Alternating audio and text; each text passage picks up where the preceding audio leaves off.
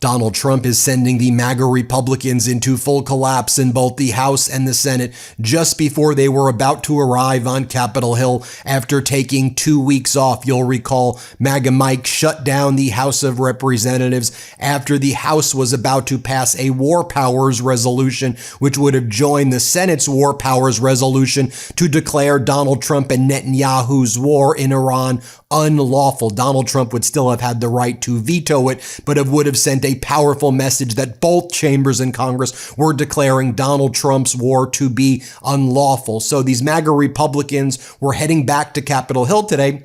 And then Donald Trump's negotiations, or whatever you want to call them, with Iran fully blew up in Donald Trump's face. Iran posted it was suspending all discussions, all negotiations with the Trump regime as a result of Israel's further invasion into Lebanon. Donald Trump used the past 2 weeks before this war powers resolution was able to be passed in the House to further strike Iran near the Strait of Hormuz. Iran responded by retaliating against United States interests in Kuwait. 5 United States service members and contractors were injured. That's still being covered up by CENTCOM and the United States Department of Defense. In addition, numerous United States airplanes, MQ-9 Reapers and MQ-1s, were destroyed by Iran. This clearly shows why we need a war powers resolution right now. And then we heard earlier today from Iranian leadership, both at the political level, Araghchi and Ghalibaf, and at the IRGC level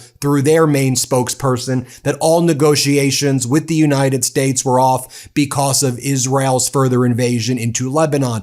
MB Ghalibaf, Iran's parliament leader, through a spokesperson, posted, "The decision has been made. As soon as the strike hits Daya, suburban area near Beirut, a multi-front war against the Israeli regime will begin." Donald Trump then rushed moments ago to call up CNBC. Why? Because they cover the markets, and Donald Trump wants to manipulate the markets, as oil prices were spiking over 8%, close to 10% now, as a result of the complete breakdown in these negotiations.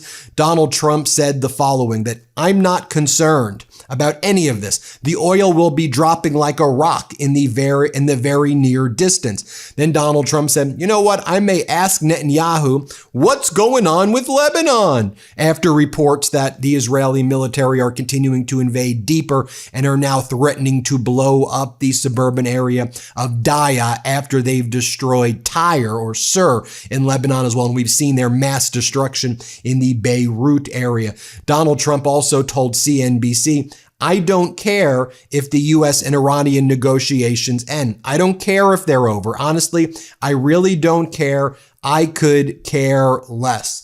Also, Barak Ravid at Axios, I think also, in my opinion, to address what's happening in the markets. He denies this. Let me be very clear. I'm giving you my opinion. He just posted an article. Lebanese officials told U.S. that Hezbollah is ready for a full ceasefire with Israel. Note the framing there by Barak Ravid. So you have these MAGA Republicans returning to Capitol Hill. We've just heard from MAGA Republican Congresswoman Sherry Briggs on Iran. And she said, look, we just need to trust anything that Donald Trump does. We in the MAGA Republican Party just say, trust him, let him do whatever he wants to do. Play this clip. And President Trump is maneuvering this. He's handling this so carefully because he wants to make good decisions. And I feel like he has a lot more information than you see on the news media. And I think we have to trust him. The American people elected President Trump for a reason, and it's because he has the backbone, he has the intelligence to get things done. And I agree with his tweet. We need to sit back and relax and just continue to pray and have the backs of our servicemen and women. That's the most important thing. This was the message from all MAGA Republicans today. MAGA Republican Congressmember Riley Moore laying it on so thick that North Korea would likely be like, as one account says, "Yeah, I think you're laying it on a little bit too thick here." He goes, "This is genius. This is Donald Trump What we're seeing today is a genius four-dimensional chess move by Donald Trump. No, Donald Trump's an idiot who's brought us into, and he's a war criminal. And he's a criminal who's brought us into this catastrophic war. Play this clip. But if we want a quick deal, you can get a quick deal. But we want a great deal. And that's what the president is currently working on. He's putting together a great deal. And this is a two-step process. Step one is opening up the straits. We'll remove the naval blockade if the straits are open. Then you're going to move to step two in this process where, look, if there's no dust, there's no dollars. The dollars can start to flow if the nuclear dust starts to get removed. And the administration, smartly, President Trump, is going to have his hand on that dial to be able to turn that up or turn that down in terms of those dollars based on the amount of nuclear dust that we're able to get back from them. So, of course, this is another masterstroke by the president who's ended multiple conflicts in his term here as president. And I think this is going to be another one that's going to go down in the history books as one of the great peace deals that he's done. More from Sherry Briggs right here says, you know what, no matter what, just believe anything Donald Trump says. That's what I'm doing. Play this clip. Do you think that the Iran war, if it continues, if we don't see that decrease in gas prices and other prices, that is going to overshadow the midterms? You know, obviously, I want to make sure that we maintain the majority. But the bottom line is, as it has been from the beginning, Iran cannot have nuclear weapons. And the president is putting America first. And it's not about politics. This is about the security of our nation. And the hypocrisy is overwhelming. It's okay for a Democrat president to try to address the issues in Iran, but it's not okay for President Trump or having the Republican majority to try to address this. Is complete hypocrisy. We have to put America first. And as I've said before, if you don't love this country, get out. Well said there, Congresswoman. And we heard from MAGA Mike Johnson. MAGA Mike Johnson said that the War Powers Act, wow, the War Powers Act, Schmorschmowers Act. Who cares about the War Powers? It's being forced. Just let Donald Trump. He said there was going to be a deal. Who cares that this has gone on for about 100 days and Americans are suffering? Here's what MAGA Mike says. The War Powers Act on the House floor is being forced. They're going around the speaker with a discharge to bring that to the floor. I don't believe it'll pass, and I hope it doesn't, because we don't need to take the authority away from the commander-in-chief and the Pentagon right now at this critical moment. The Operation Epic Fury has long since ended. We're now in a new phase of this, trying to bring calm and peace to the situation. We need our international partners to help out. I'm very optimistic about that. The president is as well. But it's difficult sometimes to deal with people there when we've had a total change in leadership and they're still trying to get their bearings on who's in charge. So we're praying that this resolves quickly. I believe it will. One of the things Then we heard from Harry Enton over at CNN, and he pointed out that Americans are livid that while all of this is going on, while all of this suffering is taking place, Trump wants to put his name on all these buildings. Only 9% of Americans support what Donald Trump's doing. His support in the Republican Party, putting his name on things, is 17%. In his own MAGA base, they're livid. Here, play this clip. the image, the all. You know, I'm just going to quote Michael Jordan here. Stop it. Just stop it, the American people are saying to the President of the United States. You could see right here, Kate's laughing off there on the side. I mean, just look at this. Naming government buildings after Trump, acceptable right now, as he is President of the United States of America. Just 9%. Just 9%. Literally, you can put it on your two hands. When you can put something on your two hands, you know it's a very small section of the public. My little footnote on here includes just 17% of Republicans. 50% say not acceptable at all. The clear plurality here.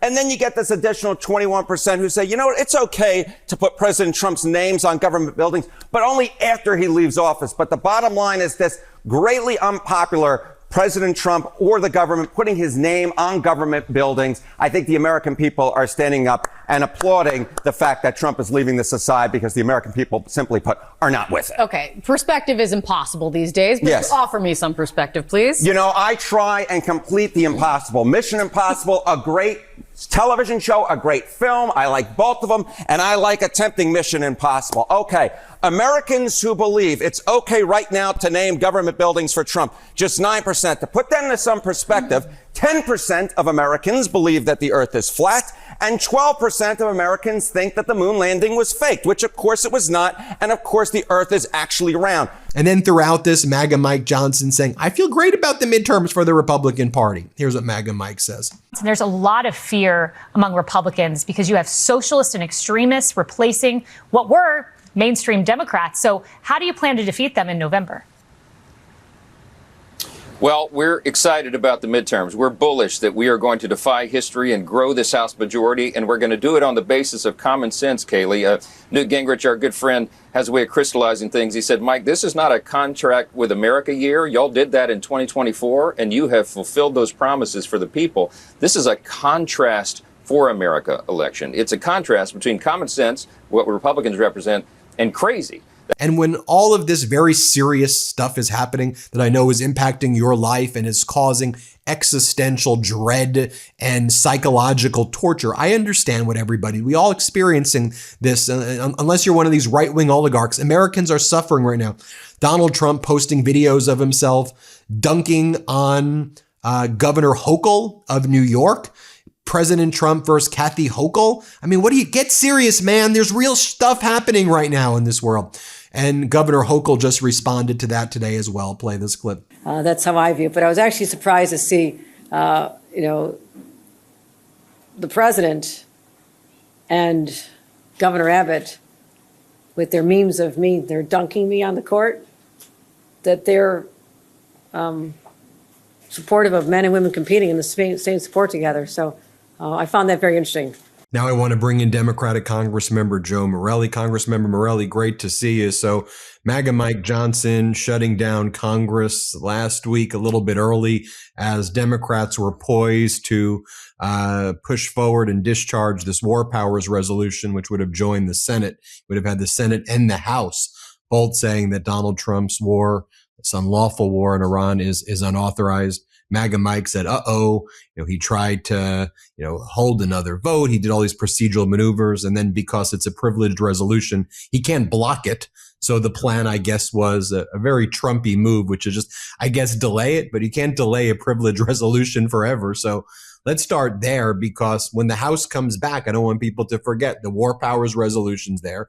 MAGA Mike's going to do whatever he can to try to block it as this thing continues to drag on. And then you have the IRS waivers from Trump and the slush fund of $1.8 billion that Trump is creating. But let's start with the war powers resolution. And, what do you expect to happen when the House comes back?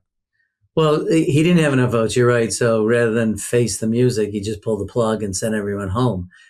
It'll be interesting. It's going to be a very close vote.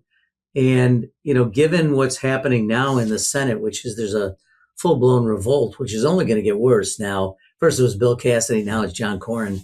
I think Trump is on the verge of losing control of the Senate Republican caucus.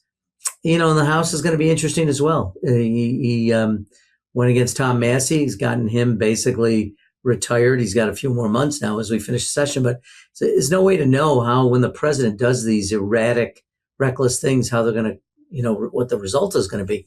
And the War Powers Resolution really needs to pass. I mean, we are now started in the end of February.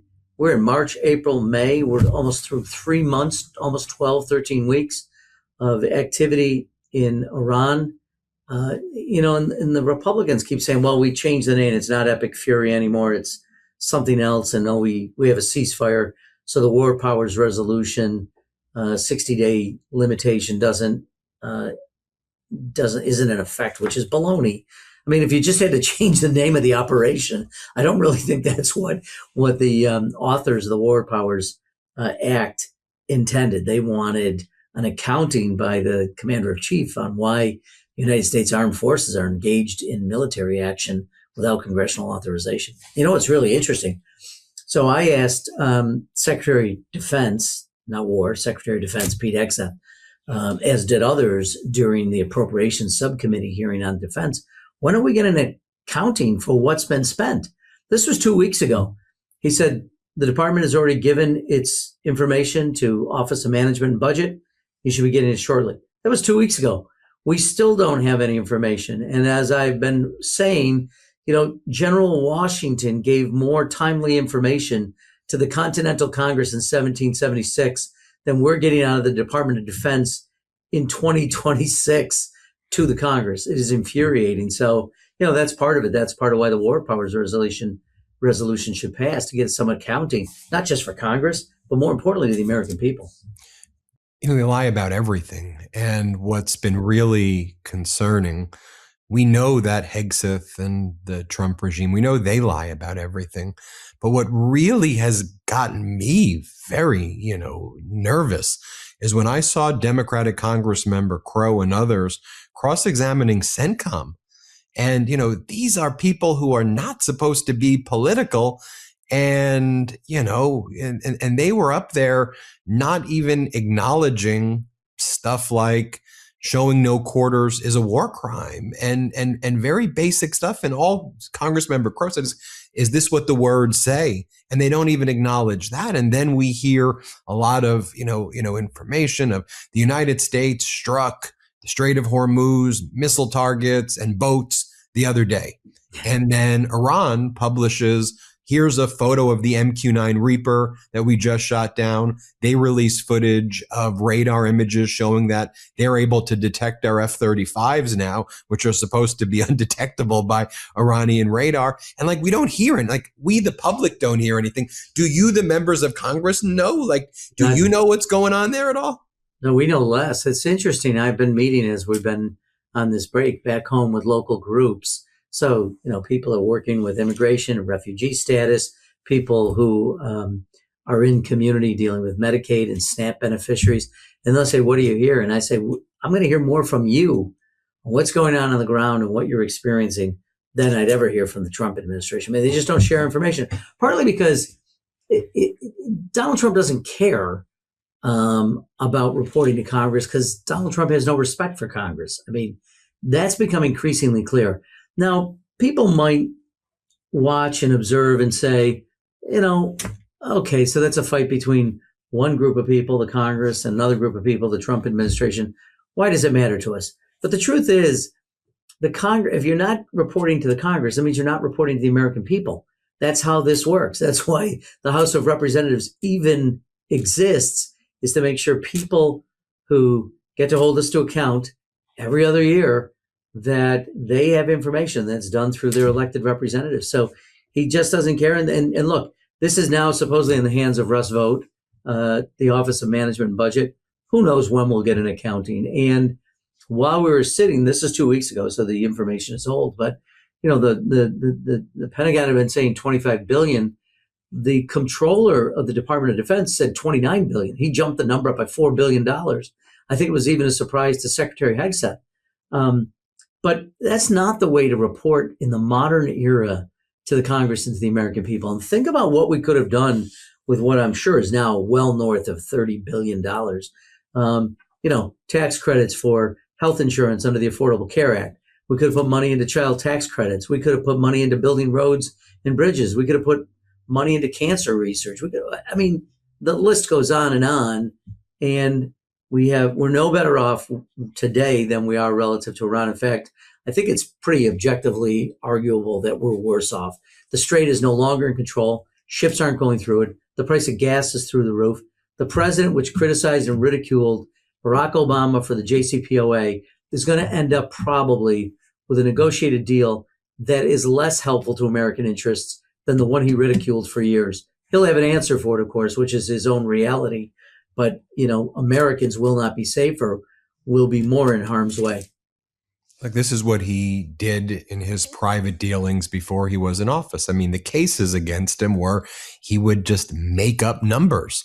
Yeah. And when he wanted to downplay the numbers, it would often be a multiple of 5 to 10 or 20 times less than what it was. And when he wanted to raise it, he would just, say something that was 30 million was 2 billion. And so he's doing that. He's doing that here now with the country.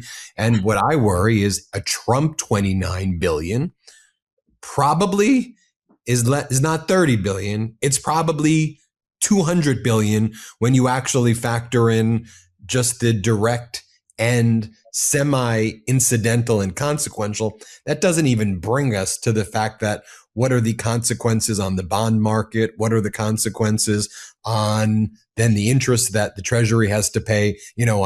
That could literally be in the trillions. And then I saw recently a chart that basically says because of the supply shock with oil, if this ends today, we don't get to where gas was from the Biden to Trump transition until 2032. Yeah. If it ends today, 2032. And I heard that and I said, how else can you deal with this supply shock? And it makes sense, though, with the Strait of Hormuz being shut. I mean, everybody warned us against that. Yeah, it's sort of interesting that I saw oil prices came down over the weekend slightly, crude price. And I think, who listens to this guy? I mean, serious people with serious economic interests think that the price of oil is going down because Donald Trump tweets out that he's near a framework of a deal. And then 2 hours later is backtracking. I mean, this is what he does all the time. And to your point, even when he was in the private sector, in the business world, and people thought he's such a genius. I mean, the guy went bankrupt multiple times because he has no real interest, doesn't meet his obligations, doesn't pay workers, never follows through on his commitments. I mean, it should be no surprise to us that he does the same exact thing as the president of the United States. I mean, you can't change your stripes. He is who he is, and this is how he treats it. Unfortunately now, rather than just having an impact on Trump and the Trump world and the Trump organization and their clients, it's now affecting not just the United States, but it's affecting the global economy in ways that, to your point, I mean, that's I had not seen that. That's an astonishing number. That means another 5 to 6 years of gas prices before they get to the level they were at pre-Trump. That's shocking. That'll have enormous impacts that'll be felt not just at the pump, although that's important, but it's also going to be reflected in rising prices for food, housing, all across the board, because everything is dependent on an economy that's so built in the fossil fuel world, sadly. Right. And then you think 6 years from now, what does the world look like? Because every single day, and this doesn't get covered on the way the media gamifies who's up, who's down, but the entire security architecture of the world is being changed. I mean, if we observe what's happening and we see the meetings that Xi Jinping is taking, including sandwiching Donald Trump right before Putin and right after Aragchi, and then bringing in Pakistan. And I know Trump's very trustworthy of Pakistan and has destroyed the relationship with India, but India is also committed to the BRICS bloc relationship, where there was meetings before Donald Trump's trip to China. And this architecture that's being formed is one where America first is America alone. China's filling the void, and you have the middle powers, Canada, European Union joining. They see Ukraine as really necessary also to their security architecture, rightfully so, because they've developed the most technological capabilities out there, and the U.S. shun them. And it just seems like we've got this loser, Trump, chasing authoritarians, Xi Jinping and Putin, who are like laughing. Like, our guy wants to be in the bad boy club, and the bad boys don't want him in the club, and they're mocking this guy, and they're like, ha, ha, ha. And then all of our actual friends, they've abandoned us, and they're friends with each other. And to me, this is like what Trump passes on to the next person. And then that person, let's say it's a Democratic president, then they get blamed and they're like, oh, look what you've done. You've screwed. It's like, nah, this guy's doing it. And so I guess let me, as we chat this out, how do we get out of that cycle? How do we get out of that loop? Because, your Republican colleagues, they're fiscal hawks, they're hawks again, and they're hawk this, hawk that. And these guys are the biggest losers who sold out our country, and you know what they're going to do. So how do we just say to, your idiot colleagues, no offense to them, or your traitorous colleagues, no offense. Like, how do you call them out and go, dude, what are you doing? You just screwed us so much. Well, think about this. I saw, Secretary Rubio saying, well, this nuclear deal with Iran, you can't do it on the back of an envelope. It's not like that. It takes a long time to negotiate. And yet, when they were all on Fox News as, news people, whatever they call them, they make everything sound like it's so simple. JCPOA was a disaster. We gave money to Iran, which, by the way, that was not the deal, but okay, they got to say it. Meanwhile, the president has lifted sanctions on Iranian oil. He's going to lift more sanctions. He's going to put a lot more money in the hands of the Iranian regime.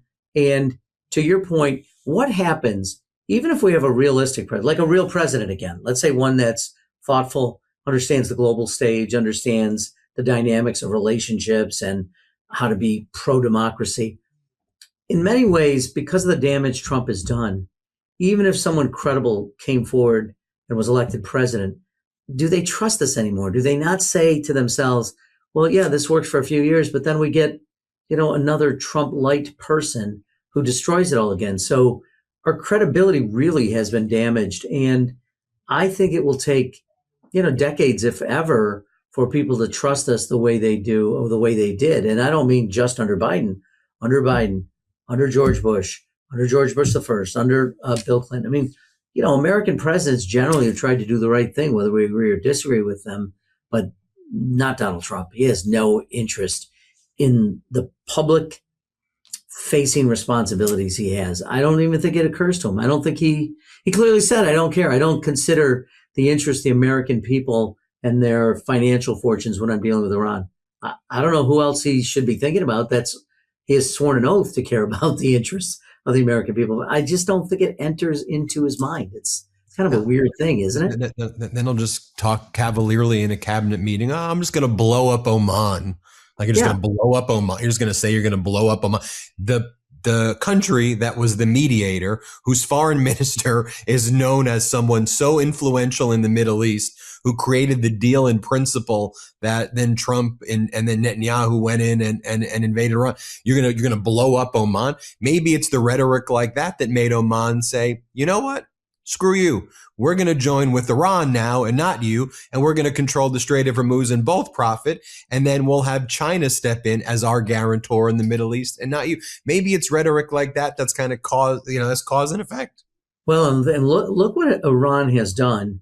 I mean, there are probably fewer than a dozen pinch points in world shipping, like the Strait of Hormuz. Not all of them oil, but other critical supplies go through them. You've now given everyone the textbook on how to create leverage on waterways in the world and affect the global economy. And if we haven't learned anything in the last 3 months, you can't shoot your way out of this.